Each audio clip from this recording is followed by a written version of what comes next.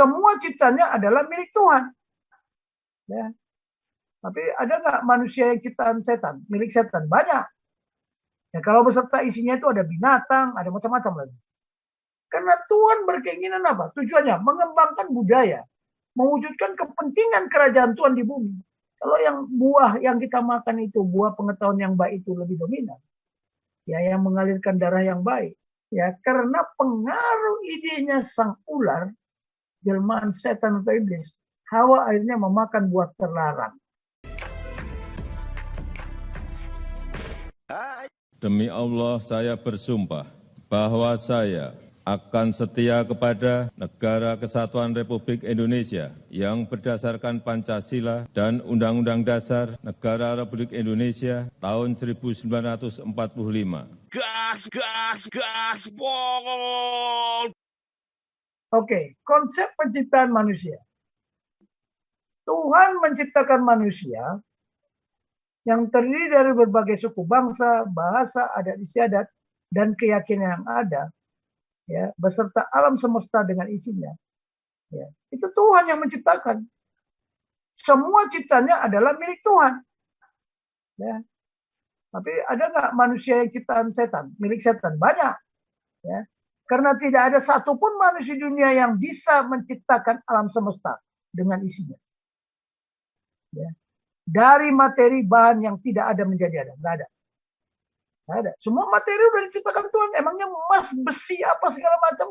Nikel, tambang batu bara. Emangnya ciptaan manusia. Manusianya bisa merusak kok.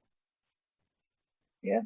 Oleh karenanya kita manusia tidak perlu konflik paradigma dan terminologi dari berbagai ajaran. Dan penjelasan asal-usul ciptanya. Baik berupa alam semesta beserta isinya termasuk manusia. Ya, kalau beserta isinya itu ada binatang, ada macam-macam lagi. Nah, ini konsep penciptaan manusia dari semua tadi kita simpulkan. Ini misi Tuhan. Tuhan punya mission. Apa? Mengapa menciptakan segala yang ada termasuk manusia? Karena Tuhan berkeinginan apa? Tujuannya mengembangkan budaya, mewujudkan kepentingan kerajaan Tuhan di bumi. Dan untuk menyelamatkan umat manusia dan cipta lainnya dari apa? Pengaruh kuasa kerajaan kegelapan. Atau pengaruh dari ilah-ilah lainnya. Tolong diwaspadai ya, mengembangkan budaya, mewujudkan kepentingan kerajaan Tuhan. Itu ada di doa Bapa kami.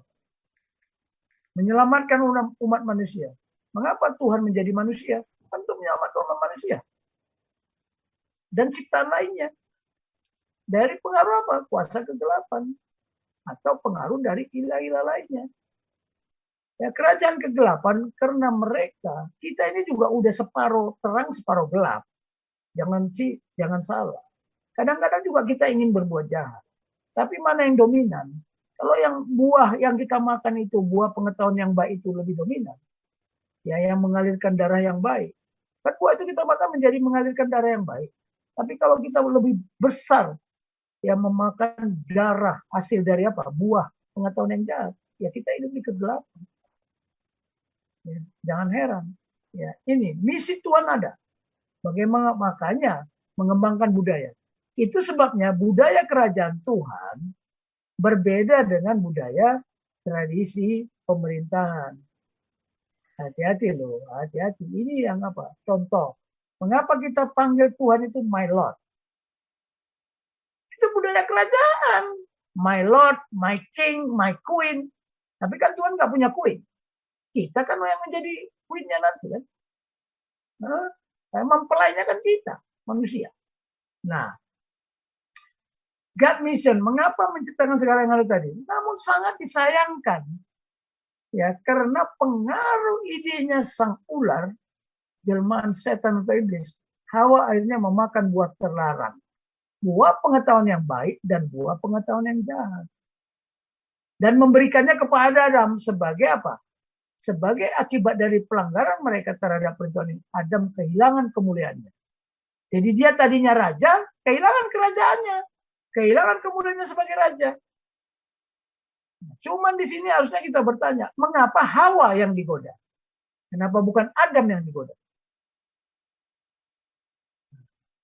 Oke. Ada pelanggaran perintah Tuhan. Instruksi Tuhan, padahal sudah dimusyawarahkan. Perintah Tuhan kepada Adam dan Hawa apa? Ada tertulis kan di Genesis. Dia bilang apa? Tuhan memberikan perintah ini kepada manusia. Semua pohon dalam taman ini boleh kau makan buahnya dengan bebas. Udah bermusyawarah nggak? Sudah. Tetapi pohon pengetahuan tentang yang baik dan yang jahat itu janganlah kau makan buahnya. Sebab pada hari engkau memakannya, pastilah engkau mati. Itu manusia sebabnya mati. Tapi tadi kan saya bilang, kenapa Elia, Henok tidak mati? Kenapa setan itu tidak mati? Karena setan nggak makan buahnya. Halo, makanya kita tanya, why? Tapi pastilah engkau mati. Tapi tunggu dulu ya. Itu matinya satu harinya Tuhan sama satu harinya manusia itu beda ya. Hitungannya beda. Oke. Sebagai akibat dari memakan buah pengetahuan yang baik dan yang jahat, maka Tuhan menjatuhkan hukuman kepada sang ular. Ya, sang ular dulu, baru Hawa, baru Adam. Ya kan? Nah ini. Tapi yang dijatuhkan hukuman itu kepada sang ular. Ya. Unto the serpent. Ya, karena sang ular itu kan dulu sebenarnya pelayan. Ya kan? Karena engkau berbuat demikian, maka terkutuklah engkau lebih dari segala binatang ternak. Ini ke ular dulu. Dan lebih dari setiap binatang buas di padang. Engkau akan memakan debu seumur hidupmu. Aku mengadakan permusuhan antara engkau dengan wanita ini.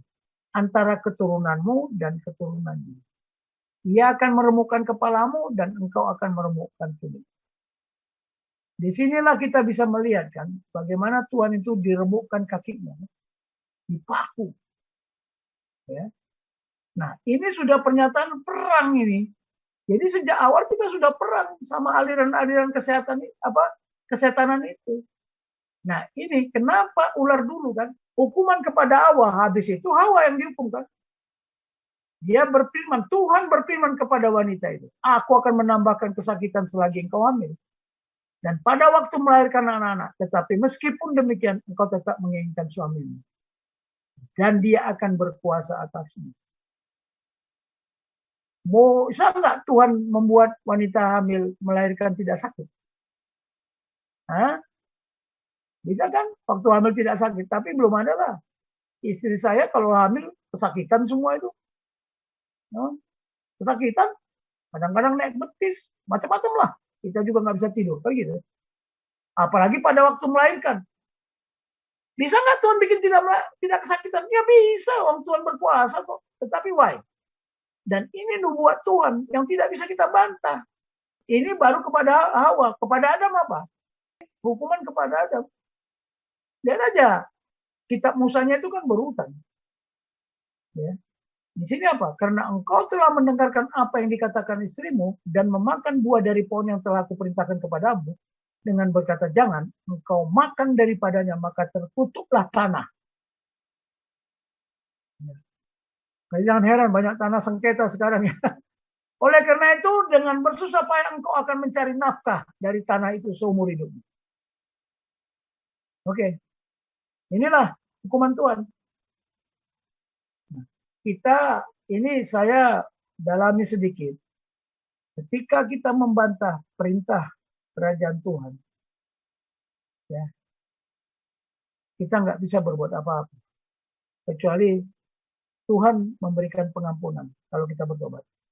Tapi ketika pemerintah negara ya berbuat sesuatu kepada kita yang tidak sesuai, boleh nggak saya menentang? Saya tidak setuju.